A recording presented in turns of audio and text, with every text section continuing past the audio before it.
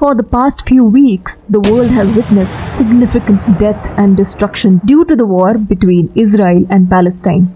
You might have wondered what is the reason behind this conflict and why Israel claims that it is their promised land. What is Zionism?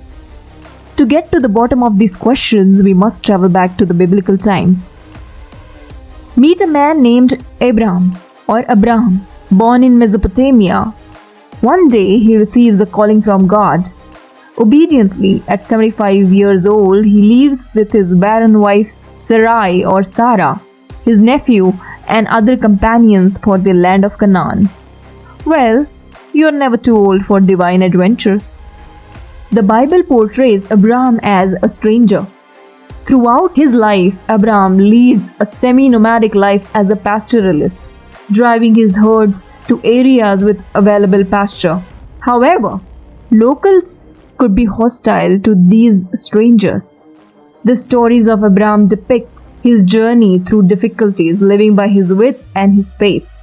In one adventurous escapade, they hit Egypt to escape a famine.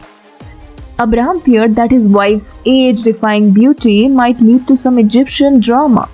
Fearing for his life, he told her to pose as his sister.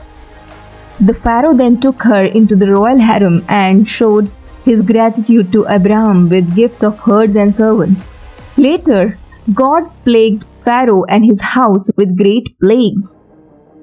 The king then realized that Sarah was Abraham's wife and sent them from his land, greatly enriched.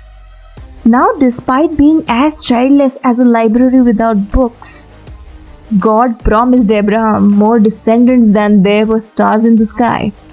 Abraham and Sarah then kind of took matters into their own hands.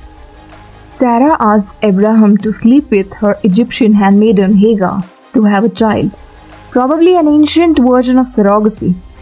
Hagar bears a child named Ishmael, who is considered as the father of Arab nations. But then God had other plans. He blessed Sarah and Abraham with their own child, Isaac.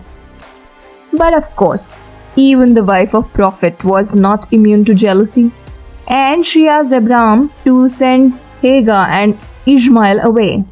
So the father of the nations agrees to these orders and sends them away with an assurance from God that he will take care of them.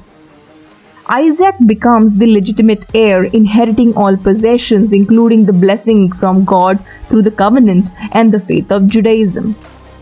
On Abraham's journey to Canaan, God had promised this land to his descendants. Zionism stems from this very belief that God had promised the Jews this land and hence Israel belongs to them. Now you may think, why did they leave? Well, Jews were driven out of Canaan due to a series of invasions from Assyrians, Babylonians, Macedonians, Persians, Romans, and other nations. Modern Zionism was officially established by Theodor Herzl in 1897. It aims to restore Jewish habitation in Israel. Herzl, an Austrian Jewish journalist and political activist at the time, believed this was essential due to growing antisemitism in Europe. So, there you have it, a biblical tale of family drama and divine real estate.